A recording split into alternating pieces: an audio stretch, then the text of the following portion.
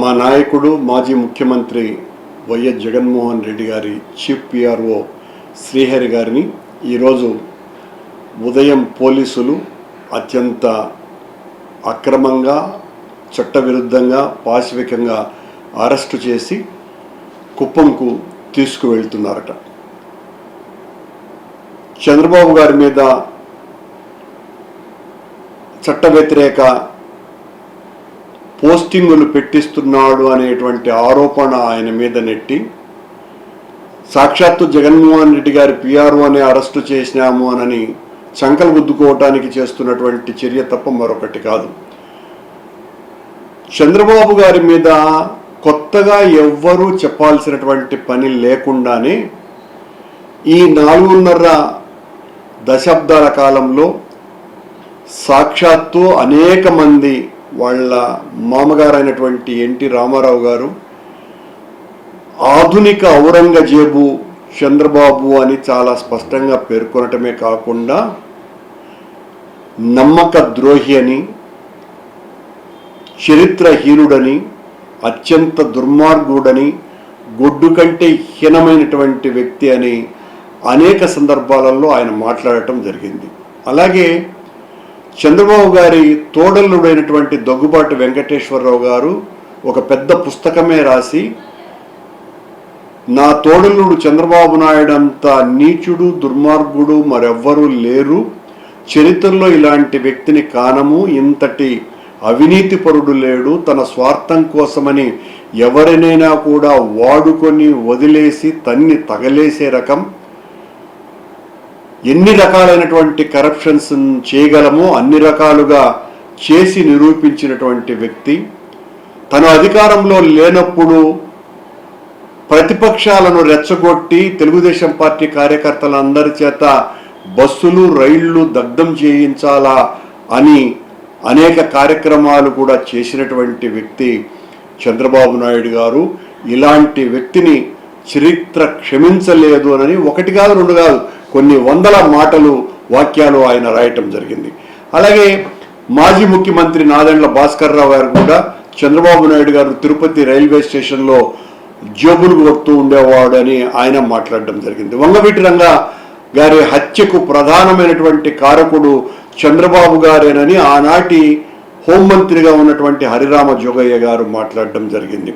అలాగే ఆనాటి సీఎం రామారావు గారికి ప్రత్యేక కార్యదర్శిగా ఉన్నటువంటి రాఘవేంద్రరావు గారు అనేటువంటి ఒక నిజాయితీపరుడైన ఐఏఎస్ ఆఫీసర్ చనిపోవటం వెనుక చంద్రబాబు గారి హస్తం ఉందని, అలాగే రామారావు గారి అభిమాని అయినటువంటి మల్లెల బాబ్జీ మరణం వెనుక చంద్రబాబు గారి హస్తం ఉందని, ఆనాటి నా స్నేహితుడైన ఎన్కౌంటర్ ఎడిటర్ పింగళి దశరథరామ్ హత్య వెనుక చంద్రబాబు గారు హస్తం ఉందనని ఈ 40 ఏళ్లలో అనేక సందర్భాలలో అనేక మంది మాట్లాడటం జరిగింది. కొత్తగా చంద్రబాబు గారి యొక్క వ్యక్తిత్వం తగ్గిపోయేది ఏమీ లేదు. ఎందువల్లంటే ఆయన చేసినటువంటి ఘోరాలు, అకృత్యాలు, అరాచకాలు, అప్రజాస్వామికమైనటువంటి విధానాలు ఎన్నో ఉన్నాయి.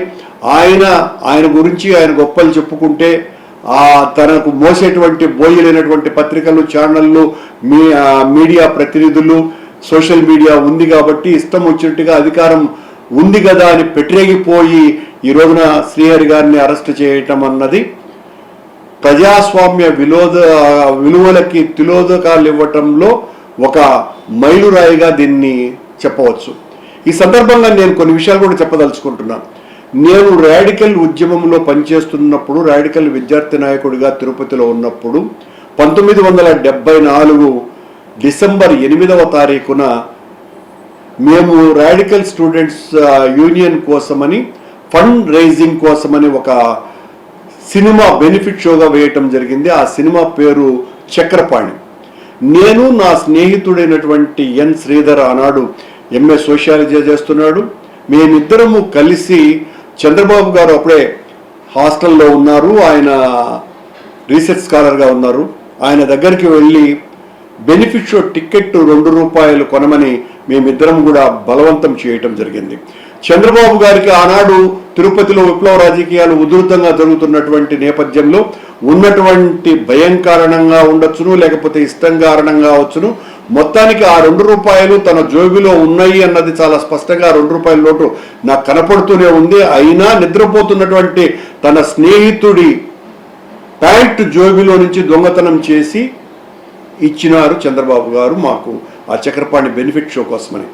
ఇది నేను ఇంతకు ముందు కూడా చాలాసార్లు చెప్పినా, ఇప్పుడు మళ్ళీ కూడా దీన్ని గుర్తు చేయాల్సినటువంటి అవసరం వచ్చింది. అలాగే 1977 సంవత్సరం జరిగినటువంటి పార్లమెంటు ఎన్నికలలో గల్లా రాజగోపాల్ నాయుడు గారికి మొత్తం ఆ పార్లమెంటరీ నియోజకవర్గానికి ఇన్ఛార్జిగా ఉన్నటువంటి వీరరాఘవుల నాయుడు గారు, అప్పటికే మేము రాజకీయాలలో జైలు నుంచి బయటికి రావటం, రాజకీయాలలో చాలా ఉధృతంగా పనిచేస్తున్నటువంటి రోజులు కాబట్టి ఆయనే స్వయంగా నాతో చెప్పినటువంటి విషయం, చంద్రబాబు నాయుడు గారికి చంద్రగిరి నియోజకవర్గానికి అప్పుడే డివిజన్ అవుతోంది, చంద్రగిరి నియోజకవర్గం అన్న కొత్త నియోజకవర్గం ఏర్పాటవుతోంది. దానికి సంబంధించి ఇన్ఛార్జిగా ఈయనను చంద్రబాబు గారిని పెట్టి ఒక పెట్రోల్ జీపులు ఇచ్చి ఒక ట్యాంకర్ నిండా, ఆ రోజు ఎక్కడ పడితే అక్కడ పెట్రోల్ బంకులు ఉండేటివి కావు కాబట్టి చిత్తూరులోని పెట్రోల్ బంకులు ఉండేటివి, దాని నిండా 200 లీటర్ల బ్యారెల్ నిండా పట్టిస్తే ఈయన వెంటనే మరుసటి రోజే వెళ్ళాడు. చంద్రబాబు నాయుడు నా దగ్గరికి పరిగెత్తుకుంటూ వచ్చినాడు, బ్యారెల్ అయిపోయిందన్నా, నేను మొత్తం అంతా తిరిగేసినాను అని. కానీ తీరా చూస్తే నేను కనుక్కున్నానయ్యా, వాడు మా పెట్రోల్ బంకులోనే అమ్మేసినాడు ఆ 200 లీటర్ల పెట్రోలు. ఇది చంద్రబాబు నైజం అని ఈ రోజు కాదు, ఆయన దాదాపు 78 ఆ ప్రాంతాన చెప్పినటువంటి విషయాన్ని ఈ సందర్భంగా తెలియజెప్తూ, అలాగే ఆయనకు క్లాస్మేటు, మంచి స్నేహితుడు, మాజీ మంత్రిగా ఉండి నాకు అత్యంత సన్నిహితుడైనటువంటి, నాకు చాలా మిత్రుడు, రాజశేఖర రెడ్డి గారికి చాలా సన్నిహితుడు, వైఎస్ఆర్ యువసేనలో పనిచేసినటువంటి వ్యక్తి అయిన డాక్టర్ నార్మల్లి శివప్రసాద్ గారు, నాకు శివప్రసాద్ గారికి ఉన్నటువంటి అనుబంధం అందరికీ కూడా తెలిసిన విషయమే. రాజకీయాలలోకి ఆయన నేనే బలవంతంగా ఒత్తిడి చేసి తీసుకొచ్చినటువంటి సందర్భం 1996 సంవత్సరం. ఆయన చెప్పేటటువంటి విషయం అనేక సందర్భాలలో నాకు రాజశేఖర రెడ్డి గారికే కాకుండా అనేక మందికి చెప్పినటువంటి విషయం, వాళ్ళు చిన్నప్పుడు క్లాస్మేట్స్గా ఉండేవాళ్ళు, వాళ్ళకి అధ్యాపకుడుగా ఉన్నటువంటి వ్యక్తి టీచర్ వీళ్ళిద్దరి చేత ఒక నాటకం వేయించినాడు.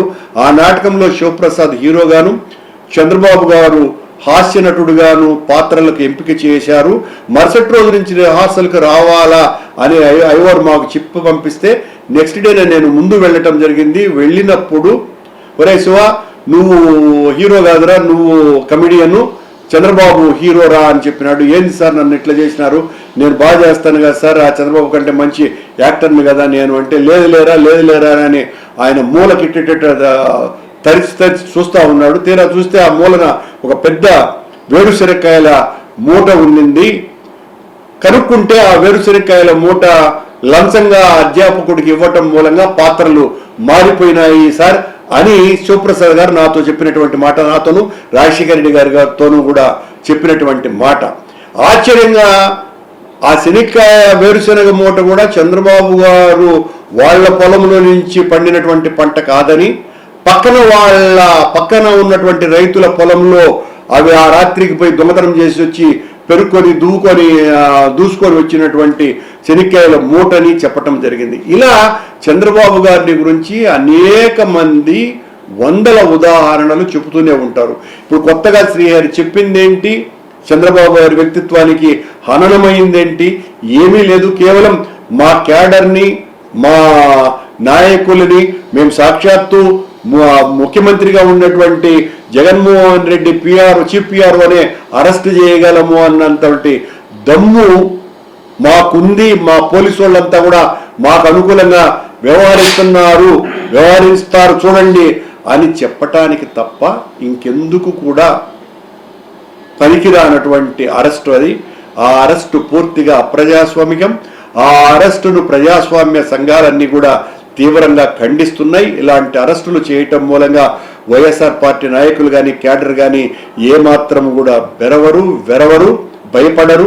మరింతగా మేము చంద్రబాబు గారి ఈ ప్రభుత్వం చేస్తున్నటువంటి అకృత్యాల మీద, చంద్రబాబు గారి మీద మాకు వ్యక్తిగతమైనటువంటి ద్వేషం కానీ పగ కానీ ఏమాత్రం కూడా లేవని, చంద్రబాబు గారి యొక్క రాజకీయ తీరు వలన ప్రజలకు జరుగుతున్నటువంటి నష్టాన్ని తెలియజెప్పటం ప్రజాస్వామ్య గొంతుకుగా మా బాధ్యత. కాబట్టి ఆ బాధ్యతని సమర్థవంతంగా నిర్వహిస్తున్నారు కాబట్టే పూడి శ్రీహరి గారిని ఈ రోజున అరెస్టు చేశారని, ఆ అరెస్టులకు ఏమాత్రం కూడా లెక్క చెయ్యమని చట్టబద్ధంగా న్యాయబద్ధంగా దీన్ని ఎదుర్కొంటామని తెలియజేస్తున్నాం.